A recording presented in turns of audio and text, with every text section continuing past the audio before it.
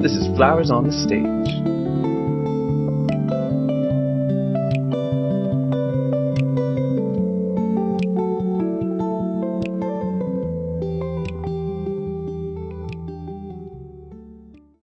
We've done so much this year. I mean, the last few years, but especially this year. And like, while you're just kind of going through the motions and like you're just on tour and it's night after night, it's kind of hard to take that kind of zoomed out look at where we've been. Yeah. And so I've had a lot of moments recently where I've been like choosing to take that moment. And it's just really great when I like recap the year and think about all the things that we've done. Red Rocks for the first time, Bonnaroo for the first time, Austin City Limits for the first time, See Here Now for the first time, playing alongside like Bruce Springsteen and like all these crazy bands. It also a big kind of wow moment for me was realizing that it's been 10 years since I like started seeing Humphreys McGee, and we went on tour with them this year. They're the band that like got me into this whole scene. It's been 10 years since I went to my first Bonnaroo, and we played this year, which was crazy. It was 10 years since I went to the last Electric Forest that I went to, and we played there this year. And so there's like all of these kind of 10-year markers that we've been like hitting this year that have just like been super full circle moments. I think that's what really stands out to me. It's like yeah, also 10 years since I went to Red Rocks for the first time, 2014. It's pretty wild. I'm very, very grateful. I'm curious with you and with Eggy as a group, like how do you all define success for yourself in terms of what's actually most important?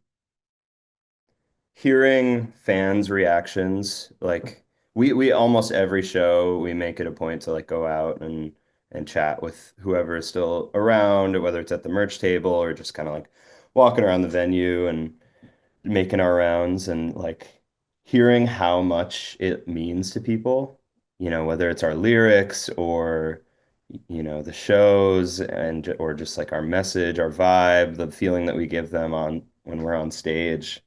I think that's the most um, I don't know, exciting part and the most satisfaction I get doing the things that we're doing is like because I know that feeling. Like I know going to a show and feeling like it changed my life and like feeling like I'm forever changed after this one concert and like wishing I could tell the people on stage how I felt, And so like to be able to have people open up their hearts to us and just, communicating the love that they have for what we do, it makes it so much more worth it. It's obviously gratifying and satisfying for us to be on stage and making those moments happen just for us. And like, I do all the multi-track mixing, so I'm like listening back to every show pretty much. And so, I get to relive the moments and I get to know when we're on and when we're off. And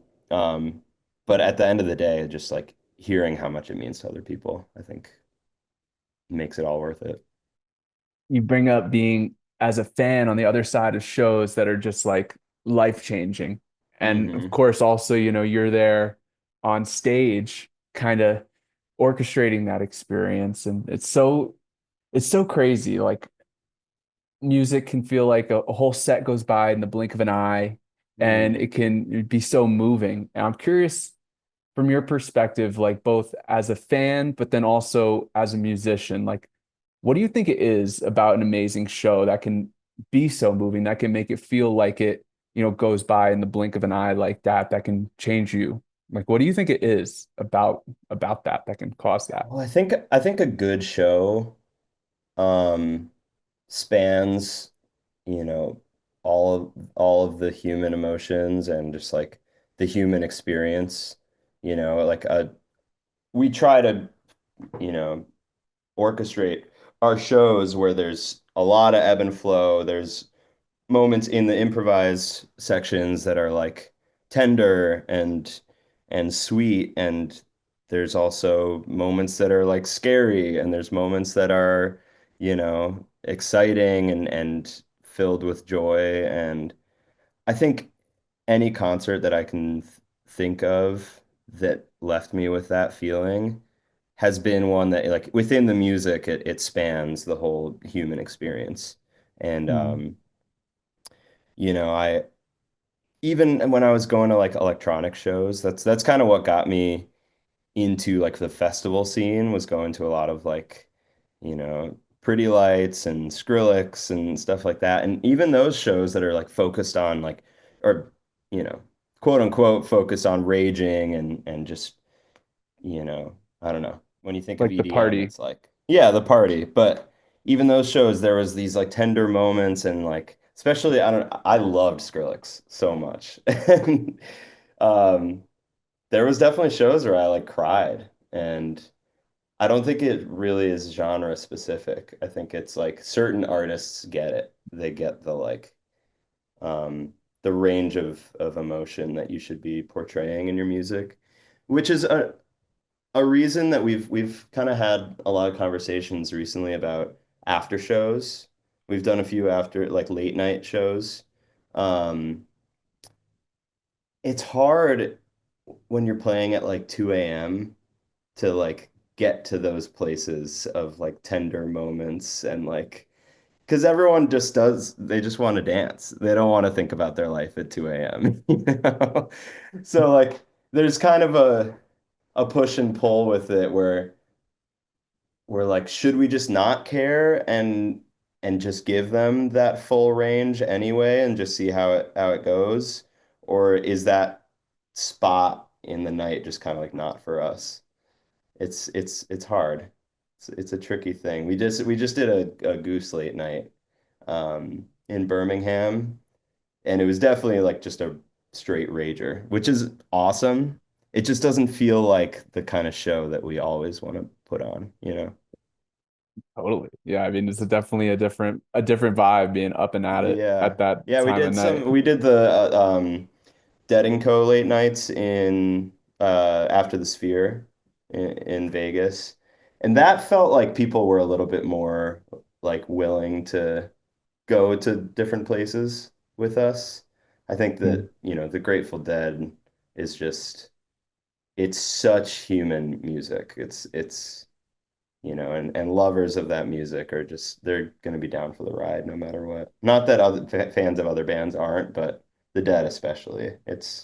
I think people are ready to cry or to, you know, whatever. Yeah, it takes something extra sometimes to kind of uh, let people connect to that tender feeling. Like Hmm. most people avoid that altogether, but Right. It's maybe if you're at a vulnerable. show, it's like that's kind of like the only time that can really maybe seep into you. You know what I mean? Yeah.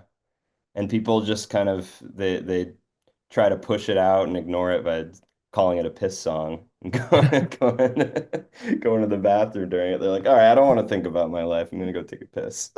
That's your macho man for you. I've been there before. I've been like, I don't want to hear "Miss You" at the Fish show because I don't want to cry right now. In each episode, Flowers on the Stage, we will be featuring an organization whose mission we want to amplify.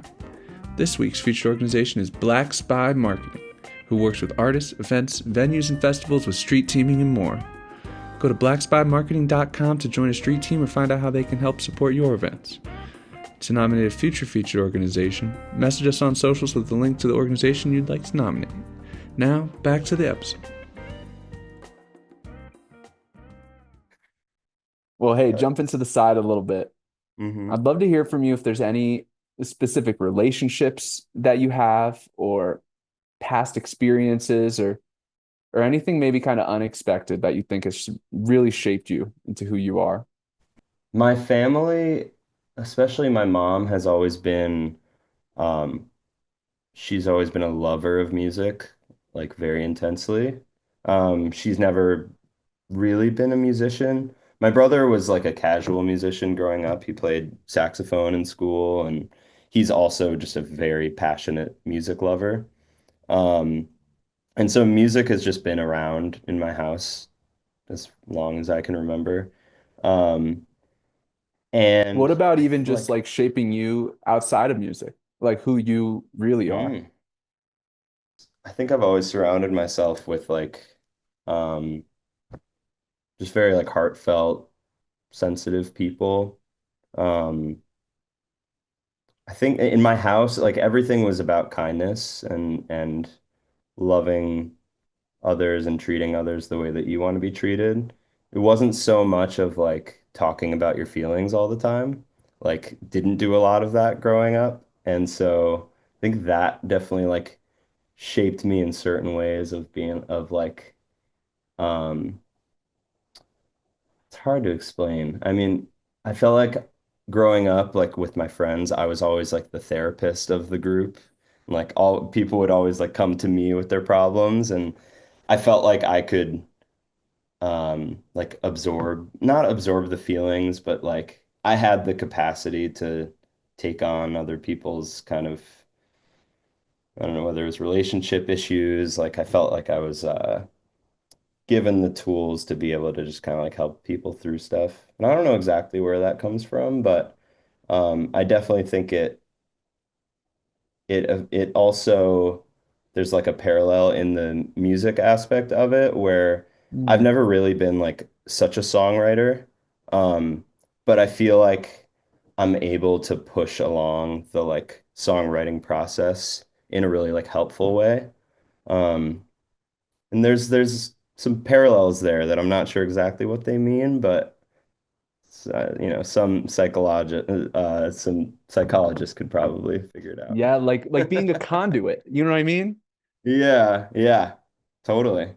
Yeah, I mean, as I'm sure you know, I sing all the songs on this new album, and Incredible album, by the way. thank you so Awesome, much. awesome album. Waiting Thank you. Game. Everyone listening, we'll have that linked here. Definitely got to check that out if you haven't yet.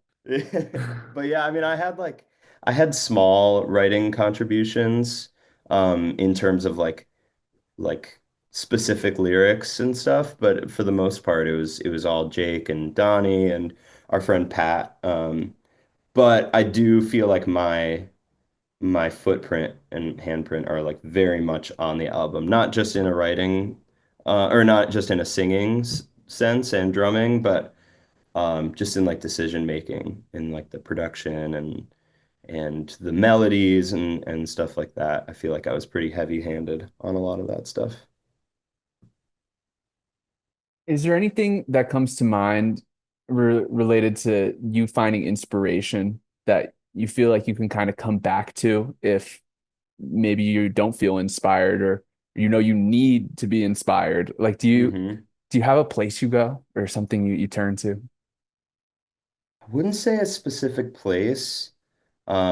I would say an artist that I go to that always revives my, creativity and creative spirit is Fleet Foxes. They are like my all-time favorite band. Actually, it's funny. One second. I got something at the bookstore today, literally an hour ago. It's Oh a boy. book of the lyrics of Fleet Foxes. Whoa. Yeah, I literally just picked this up today. Um, they Nice. like I even at my house, I have like my desk set up with kind of like it's my music area where I do like the mixing for the shows, but also have like recording equipment and stuff.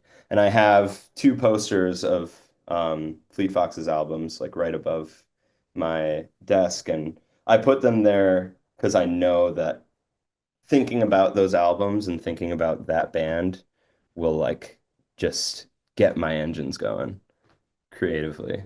Um, I think Robin Pecknold, the singer, and the whole band is just so inspiring and so creative, and the music doesn't live in a place or a time. It kind of breaks all boundaries of, I don't know. I've never gotten sick of any of their music and will always go back to it. I saw them like the day before my birthday last year in June in Connecticut, And I was like with a bunch of people. I was with the whole band and like our girlfriends and stuff. And for most of the show, we were standing in the back of the room and just, enjoying it and grooving. And then I was like, I'm gonna go like right up front. And I went with my girlfriend up there and just like looking up at these guys that I've looked up to figuratively for, 10, 15 years. Like I just got so overwhelmed with emotion and just started bawling. Like it wasn't even like a sad song that they were playing or anything. It was just like looking up at these monsters in my head, like monsters in a monsters of Yeah, music in a really good way. icons. I just broke down. Yeah. Wow. Yeah. So that will always be there for me when I need like some push creatively. I Yeah. love it. Go listen to Fleet Foxes after this. They're so good. Yes. I'd love to hear what you would say are kind of the main personality traits that come to mind that you most admire. I definitely like am sensitive to vibe. I think everyone probably says they are, but like it's hard for me to get over a bad vibe, Hmm. like an initial bad vibe from someone. I think kindness is number one. But also just passion because, I think going back to kind of like what I was saying, I feel like I didn't like talk about my emotions all that much like growing up and also was like scared of like confronting things and like confronting people that like bothered me or anything. Like I remember my girlfriend in like sixth grade was like really mean to me and I just like didn't tell her like that I didn't like the way she treated me, and all my friends were like, dude, you need to tell her. And then they like all got me together at a lunch table with her, and they were like, you were gonna tell her right now how you feel. And I just like stood there and just like didn't say anything. Just like was silent. Um, and I like growing up started to realize that like passiveness is not, it's not, doesn't cater to like creativity and making things happen very well. And it was something I had to still kind of am learning that like if you want to see things change and see things get done in your life, like you have to actually like make something happen and it might be uncomfortable. It might be like maybe upsetting someone, in the moment, but it's because you really believe in something. And I've like found a good amount of people in my life in the last like 10 years that have that trait of like I have something that I want to manifest and make happen in this world, and I'm going to do whatever I can to make it happen. And obviously, there's like the balance that you have to have of like treating people with kindness and putting out good energy in the world. But I think like if you can find that perfect balance, um, that's ideal. And I think I've met a lot of really, really passionate people in the last 10 years that have inspired me a lot to kind of like adopt some of that, those mannerisms. I'd love to hear what you have learned makes for the greatest leader and what specific aspects of great leadership you think are most important. Similar to what I was saying, like having a clear vision and having a clear picture of what you want to happen, um, which is hard. Like, sometimes I want to be that person, but I don't end up having that like clear vision in mind. And I think that's the beautiful thing about being in a band is that not everyone has to have that clear vision at the same time. If you don't have it at any given moment, hopefully somebody else does. And that usually they do. Um, so having like four really strong-willed and creative people are going to have off days, people are going to have off weeks, off months, and like somebody's there to pick up the slack. And I think we all have the trait of being a good leader in different ways and different times. And Especially in the last 2 or 3 years, it's really like lined up perfectly where if somebody doesn't have that thing and somebody doesn't have the energy to push us forward, whether it's in a writing context or creative ideas while we're on the road or for content or something, especially now with just the team that we've built around us, our managers and booking agents and stuff, somebody's got the steam to push us forward at any given moment. So I don't I don't think it would be healthy for it to just be like one person the whole time. I think in both like for them and for everyone else, because if it's just too centered on one person, it's really not like a full, well-rounded kind of machine. Yeah. So a good leader has to, give up, not authority, but creative control sometimes, let other people shine. And I think we have four really good leaders in our group. I appreciate that answer. I feel like I personally feel like the best teams and the best groups empower everyone to like bring that part of themselves to the team and they don't stifle Totally. out that energy. Totally. I mean, it was really exciting for me realizing where I um flourished in that sense of being a leader, which is in the studio. Because when we're on the road, like I'm not so heavy-handed on like the set list writing or like what songs we should be playing, what new songs we should be playing. Like that's a lot of that is in Jake and Donnie's world.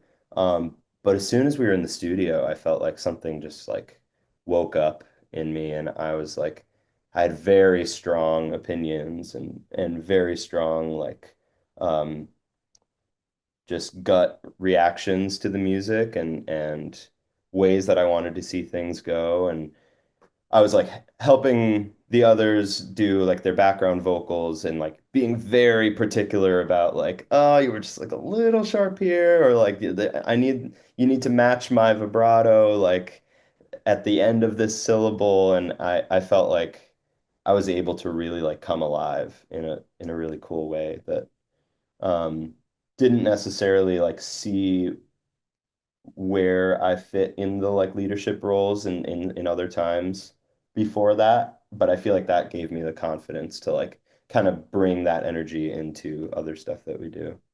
And are you doing like studio work outside of Eggy? I'm not, but I want to do more.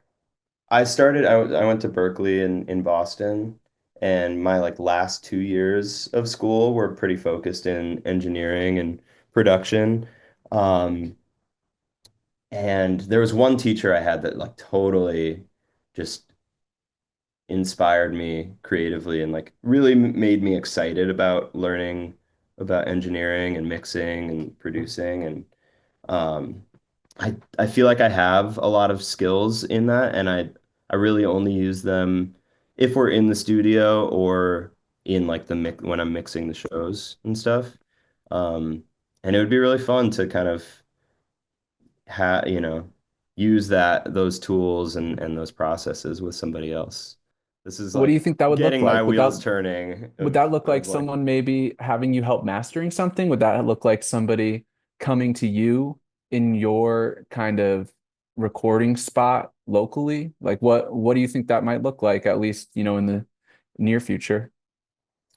I think what I would want most is more in like the producer role, and whether it's somebody coming into my space and my house, and I feel like I have all the tools that I would need to like make a record with somebody or a song or whatever, or going into a nicer studio.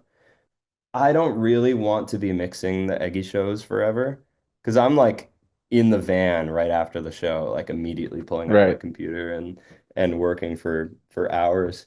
Um, and so I feel like recently in my head I'm like, oh, this isn't for me. Just focus on the music and focus on being a player and a singer and stuff. But I don't want to like lose that skill and that aspect of what I do. But I don't think it's like a um I don't think it's worth so much time on the road doing it, but if I were to be home and working with just some new people and getting some new creative energy, um, it would be, yeah, it'd be a really fun project. What would you say is the best advice you can share about being a great collaborator, like outside of leadership? Not necessarily about being a good leader, but like with art, the creative process, like what's most important with collaboration, do you think? I think people can kind of, people as in me even, um, in a creative process, just be paying attention to kind of like what they want to see happen. Um, I know in, just for example, like we were recording demos for this album. It was basically just Jake and I in our basement when we were living together. Um, he would have a song idea, and we would just like get the basic guitar part and the basic vocal part. And as soon as he would start playing the songs, like my wheels would start turning on like what I was hearing within it. Um, but at the same time, he's also has ideas and his wheels are turning because he's hearing it recorded for the first time, and that's going to naturally like bring up some new inspiration. And so I would like hear something in my head, and then I'd be like, "Oh, like we should actually do this. We should try this." Um, and he would be like, "I don't know if I'm hearing it that way." And we would like both kind of come to this like kind of like butting heads a little bit creatively. Um, but as soon as he would just like try my idea, I would just tell him to like just try it. He'd be like, actually, I love that. And it's the same thing. When I would end up kind of just backing off and being like, all right, let's hear what you wanted to do here. And he would lay it Mhm. down. I'd be like, oh, that's exactly what it needed. Like that's exactly. So I think like really putting your own wants aside, which kind of goes against certain things I was saying earlier about leadership, but like being able to give space for other people's ideas, I think is really important in collaboration. And not getting too bullish on um, your own like gut instincts, Mhm. because I can think an idea is brilliant when it first comes to my head, but also that idea, it only has existed for 5 seconds. That's the first thing that comes to mind, at least of something that's important to me that I've realized over the last year or so. I feel This is Flowers on the Stage, a podcast about being creative and finding success. To support it, please check out our sponsors, New Belgium Brewing and Thrax CBD. And now, back to the episode.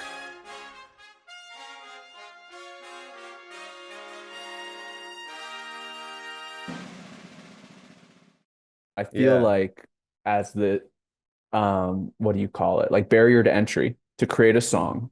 I mean, that's getting yeah, so low now. Like you can just create a song in AI, just make me this song, right? right. Live music. Can't ask AI to do that. Like, what are you gonna have a robot Cannot. there looking you in your eyes singing a sweet song? That's not gonna work out that well. I don't think that's anything that can be replaced, especially the kind of live experience that we put on, you're not gonna have a robot or an AI thing like improvising a song for 15 minutes like on the spot in the way that we like are communicating with each other so intimately and feeding off of each other's energy and the crowd's energy. That can never be And replaced. yeah, and the value just goes up as Hmm. there's As things get the weirder. marketplace gets diluted for the most part. Yeah. Hmm. So with where you're at now, what is either like a belief or a value that you believe now that your younger self would have had a hard time understanding or accepting, like something you believe now that you didn't believe when you were younger? I kind of grew up in a very liberal suburb of Chicago, and I kind of grew up. My parents are in the other room, so they're probably listening. I grew up thinking that all conservative people were like the devil. Um, and it was very like close-minded way of thinking as I as I was growing up. And it wasn't until I went to college that I like met friends that, grew up with conservative parents and like had conservative values. Um, and like talking to them about it and like not just dismissing their beliefs just on from face value. Um, and like talking to my friends and it didn't necessarily change my mind about my values and how I felt, but I understood why somebody would feel that way and why somebody would believe in those core values. I think most people adopt their parents' way of thinking, at least in the first part of their life. Um, and you kind of have to step out of your inner world to be able to absorb other people's like realities. And yeah, going to school and having friends with just different beliefs and they didn't hate me for the way that I felt and they didn't hate me for the way that I was growing up and they like met people that actually wanted to have a conversation about it. Um, Mm. and I think it just ties into just acceptance in general that I've um, learned a lot from and about in the last, 10 years of my life is just um, don't like judge somebody right off of, face value, like really have conversations and understand where they're coming from. It's the same with like, someone, a homeless person on the street. It's like you don't know what their story is. Don't Mm. like you can't be rude to someone that's like going a little off the rails because like so much experience and so much um turmoil probably like led to that moment and Mm. just have to give people grace. Um, you'll never be in their shoes in an exact way. So you can't just assume that you like understand them. What would you say it means for someone to act truly genuinely? It's a hard question. Because I think, even me, like if I'm with different groups of people and different friend groups, I kind of like adopt certain mannerisms and certain ways of acting and speaking. And um, I think it's hard work to like really figure out what you truly are without any other influence. I think being genuine it's a product of everything that's come before this moment. I I know it's lame, but I don't know if I have like an answer for that. I feel like I would say you admitting that is being genuine. yeah. You know what I mean? I think there's something genuine to be said about being real with what you do and don't know, with what you do and don't think. And I asked that question as a follow-up to what your story about college and like being growing up with one set of beliefs while also being able to just keep those in a container and hear another set of beliefs from someone. And Yeah. I mean, we've all been told something by someone where we're just sitting there thinking our own thoughts about how we disagree and they're talking to us. And it's like, that's not genuine listening. Mm-hmm. I think that also comes back to music and to collaboration in general. Is there a value or, I don't know, maybe something you tell yourself that kind of helps you through some of your most important or toughest moments? I think specifically with shows, I think a calm is where the best creativity comes from. There's been times where we've like tried to go into a show like super pumped up and like just trying to like bring as much energy as possible. And I think that like um it's not really the like grounded sort of space to come from for creativity. I think if we were putting on a show, like if we knew exactly what we were playing every night and it was just about execution, I think it would be a different thing. But what we do is it's so like it's a lot of work on the brain and it's a lot of like I don't think you would go into a bar exam or like I don't think you'd go into like a very important test where you have to really like use your brain heavily. I don't think you'd go into it like pumped up, you know? Um, Mhm. but I think in terms of just like down moments or moments of doubt, I think about like all of the people that have believed in me and have rooted me on since I started doing, you know, music or even just started being a, person in this world that like cared about my own life and other people's lives. Like I've had a lot of really, really wonderful souls and wonderful people around me that have always cared so much about me and rooted me on. And I think I turn to them, but also just turning to their energy and internally when I'm feeling down. Um, and definitely lifts me up because just a lot of really, really great people, you know, and I'm back home now and I went to my friend's show last night. Um, and I thought there was gonna be like three people I knew there, and there ended up being like 20 people that I used to spend a lot of time with. And it like totally rejuvenated me. Like, I was so exhausted after the tour. We did like 5 weeks. And the last show of the tour was in Chicago, which was perfect. My parents are still here and all my friends are still here. And so to like right after the tour ended to go right into just like being around a bunch of people that I love and miss was like perfect thing I needed. And my girlfriend also flew into Chicago to spend the week here with me, and so it's just like everyone that I need, is here. Mm. I love the Eggy guys. Spent 5 weeks with them, so I also love and care about them, but I think a little bit of space is good. Five Respect. weeks in a van is, it's plenty. And I will be spending a whole lot of time with them when I get back. We really don't, we're never off. We we just keep grinding when we're home, which is it's great because that's when we get to do the stuff that we like really are excited to do. Not that the shows aren't exciting, but there's certain things you can't do on the road. Hmm.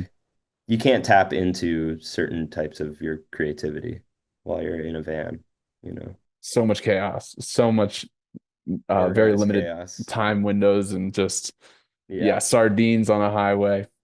Yeah, I couldn't do this interview with you when I was on the road. I had to wait till it was all over. This is, something I care about and Well, it's been man, I'm wonderful. so glad we got to do this.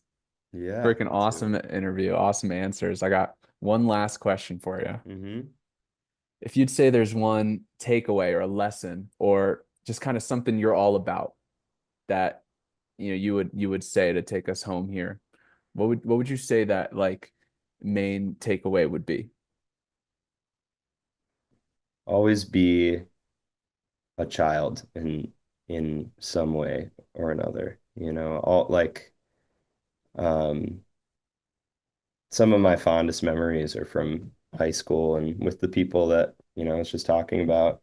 And like there's a certain excitement that and just I think it comes from like being naive as a kid and being naive of that existential dread and like I think it's really important to tap into your inner child, whether it's in like a playful way, in a carefree way, in a like some of the most exciting times, musical times that I remember in my life were like when I was just learning drums and like getting a groove or a beat or a fill for the first time and just being so excited about it and like being so excited to learn.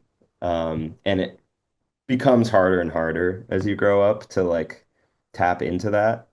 Um, which yeah, I think it's just finding the way back there, however you need to. Well, Alex, Yeah. man, this has been awesome. Huge Yeah, shout out to seriously, you for great, everything, amazing man. questions, and love chatting with you anytime we get to hang out. My pleasure. My pleasure. And everyone out there listening, if you made it this far, like I said, we got links to check out Waiting Game. You know, there'll be some Eggy tour dates to check out. We'll have a link, all that good stuff. And get in touch with Alex if you're looking for Yeah, some studio wizardry. You know what I mean? I got basically 3 months off, so hit me Hell up. yeah. Hell yeah. Well, Alex, take care. Have a great 3 months off, and we'll talk soon. Thank you so much, Cam.